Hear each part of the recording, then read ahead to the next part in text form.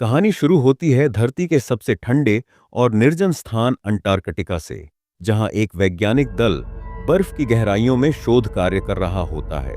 इसी दौरान उन्हें एक ऐसी अनोखी खोज मिलती है जिसने मानव इतिहास की सभी वैज्ञानिक मान्यताओं को हिलाकर रख दिया। एक रहस्यमय बाहरी अंतरिक्षीय जहाज जो सदियों से बर्फ में दबा हुआ था। जहाज से कुछ दूरी पर उन्हें एक अजीब सी जमी हुई प्राणी देह मिलती है। वैज्ञानिक दल इसे अत्यंत रोमांचक अवसर मानते हुए पूरा बर्फीला ढांचा अपने बेस कैंप में ले आता है। डॉक्टर बर्फ से उस जीव का छोटा सा ऊतक निकालकर उसका अध्ययन शुरू करते हैं। रात होते ही डॉक्टर अपनी खोज सुनाते हैं। यह जीव पृथ्वी का नहीं है, यह किसी अन्य ग्रह से आया है। पूरी टीम उत्साह से भर उठती है क्योंकि यह मानव इतिहास की सबसे बड़ी वैज्ञानिक उपलब्धि हो सकती थी। लेकिन दूसरी ओर बर्फ के भीतर बंद वह प्राणी धीरे धीरे पिघलने लगता है। कुत्तों को भी उसके निकलने का आभास हो जाता है और वे घबराकर भागने की कोशिश करते हैं। इसी बीच एक कर्मचारी कमरे में अजीब आवाजें सुनकर वहां पहुंचता है। उसके सामने बर्फ पूरी तरह पिघल चुकी थी और जीव कहीं गायब हो चुका था। वह तुरंत सभी को चेतावनी देने दौड़ता है, लेकिन तभी वह विशालकाय एलियन बर्फ तोड़ते हुए बाहर निकल आता है और अंधेरे में खो जाता है। पूरी टीम घबराहट में खोज शुरू करती है। डॉग हाउस में उन्हें सिर्फ खून का बड़ा धब्बा मिलता है।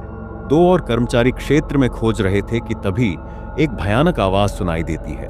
जब वे पास जाते हैं तो देखते हैं कि एलियन वहीं छिपा हुआ है। कुछ ही क्षणों में वह प्राणी उन पर हमला कर देता है और टीम का एक सदस्य भयंकर रूप से निगल लिया जाता है। बाकी लोग दौड़कर आते हैं और गोलीबारी शुरू कर देते हैं, लेकिन गोलियों का उस प्राणी पर कोई असर नहीं होता। तभी टीम का एक सदस्य पेट्रोल का ड्रम फेंककर आग लगा देता है। तेज धमाके के साथ वह भयानक जीव शांत पड़ जाता है। वैज्ञानिक उस जले हुए शरीर को प्रयोगशाला में लाते हैं। जांच में उन्हें चौंकाने वाला सत्य पता चलता है। निगला गया कर्मचारी कुछ ही मिनटों में उस प्राणी का हिस्सा बन चुका था और उसकी हड्डी का स्टील प्लेट एलियन के शरीर ने खुद ही बाहर निकाल दिया था। प्रयोगशाला की वैज्ञानिक मीना उस जीव की कोशिकाएं माइक्रोस्कोप में देखती है तो अवाक रह जाती है। वह एलियन अन्य जीवों के कोशिकाओं को निगलकर उनकी हूबहू नकल तैयार कर सकता है, यानी वह चाहे तो किसी भी इंसान का रूप धारण कर सकता है। यह खोज बेहद भयावह थी क्योंकि इससे यह स्पष्ट हो चुका था कि टीम में कोई भी व्यक्ति एलियन की नकल बनकर छिपा हो सकता है। मीना घबराकर सबको बताने निकलती है, लेकिन टीम उस समय एक घायल साथी की सहायता में व्यस्त थी। वह चिंतित मन से वॉशरूम जाती है। चेहरा धोने के बाद जब वह नीचे देखती है तो जमीन पर खून से सने धातु के दांत पड़े होते हैं और यहीं से असली आतंक शुरू होता है। मीना जब कमरे के पीछे पहुंचती है तो उसे जमीन पर खून का बड़ा धब्बा दिखाई देता है। कुछ क्षण बाद ही उसे अचानक पूरी सच्चाई का अंदेशा हो जाता है।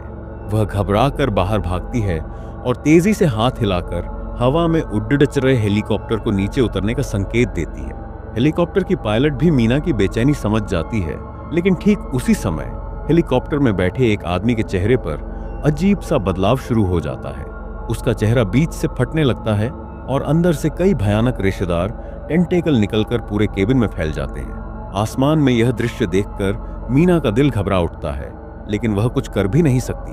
कुछ ही पलों में हेलीकॉप्टर अपना संतुलन खो बैठता है और जोरदार धमाके के साथ दूर जाकर दुर्घटनाग्रस्त हो जाता है।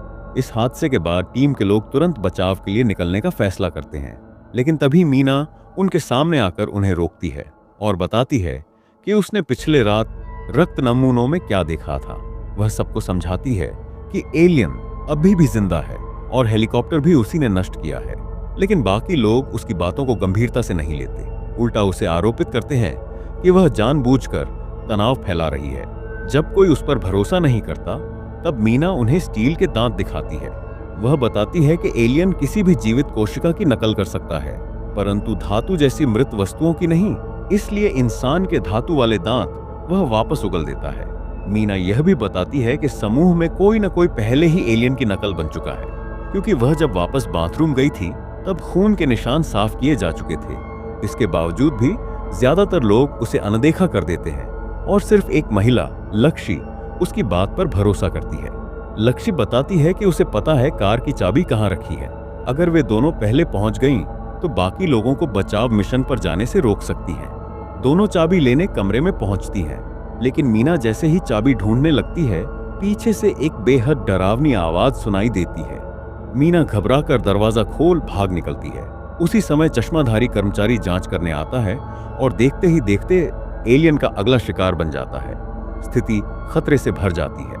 तभी दाढ़ी वाला साथी आग फेंकने वाला यंत्र लेकर दौड़ता हुआ आता है और तीव्र ज्वालाओं की बारिश में वह दानवीय प्राणी भस्म हो जाता है। एलियन का जला हुआ शरीर बाहर ले जाकर नष्ट किया जाता है। जब सब देखते हैं कि वही प्राणी लक्ष्य का रूप बनाए हुए था, तभी पूरी टीम को मीना की बातों पर विश्वास होता है। लेकिन खतरा खत्म नहीं हुआ था। मीना बताती है कि लक्ष्य के अलावा भी कोई और इंसान की शक्ल में छिपा एलियन है। इससे सबके मन में भय फैल जाता है। मीना कहती है कि एलियन से निपटने का तरीका वायरस की तरह है। उन्हें जल्द से जल्द छुपे हुए एलियन की पहचान करनी थी और साथ ही सभी वाहनों को नष्ट करना था ताकि एलियन भाग न सके। तभी वे देखते हैं कि दूर से दो लोग उनकी ओर आ रहे हैं।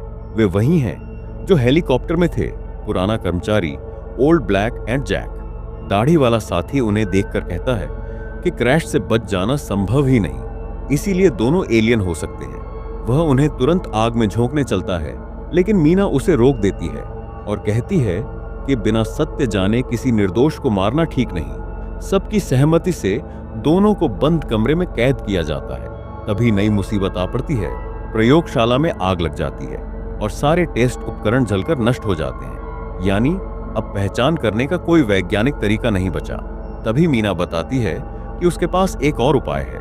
क्योंकि एलियन धातु नहीं बना सकता, इसीलिए जिसके दांतों में धातु भरी है वह निश्चित रूप से इंसान ही है। जांच के बाद संदेह 4 लोगों पर टिकता है और मीना उन्हें अलग खड़ा करने को कहती है। टीम घायल कैदियों, बूढ़े आदमी और जैक को जांच के लिए कमरे में ले जानी थी, लेकिन जब वे कमरे में पहुंचे तो दोनों पहले ही वहां से गायब थे। तभी अचानक एक रहस्यमयी ताकत प्रकट हुई और उसने दाढ़ी वाले गार्ड को जोर से घसीटकर कमरे के अंदर खींच लिया। यह दृश्य देखकर उसका साथी डर के मारे पसीने पसीने हो गया और भागते हुए सबको जाकर बताया कि दाढ़ी वाला आदमी किसी भयानक राक्षस ने मार दिया है। यह खबर सुनते ही पूरी टीम में दहशत फैल गई। तभी अचानक जैक और बूढ़ा कैदी कमरे में घुस आए।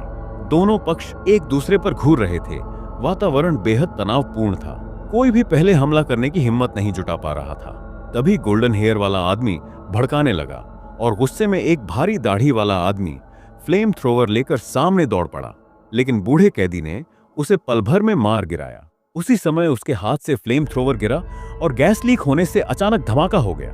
गोल्डन हेयर वहीं बेहोश होकर गिर पड़ा। जैक और बूढ़े कैदी ने सभी को बंदूक तानकर काबू में किया और बेहोश पड़े गोल्डन हेयर को उठाने को कहा।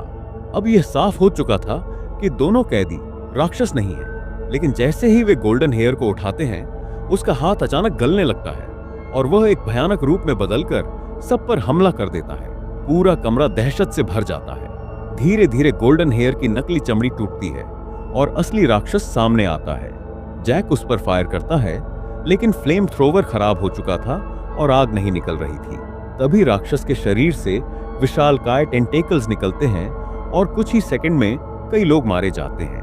बूढ़ा कैदी बहादुरी से लड़ने की कोशिश करता है, लेकिन राक्षस उसे आर पार छेद कर वहीं मार डालता है। इसके बाद वह कराहते हुए पड़े एक और आदमी के चेहरे पर आकर चिपक जाता है।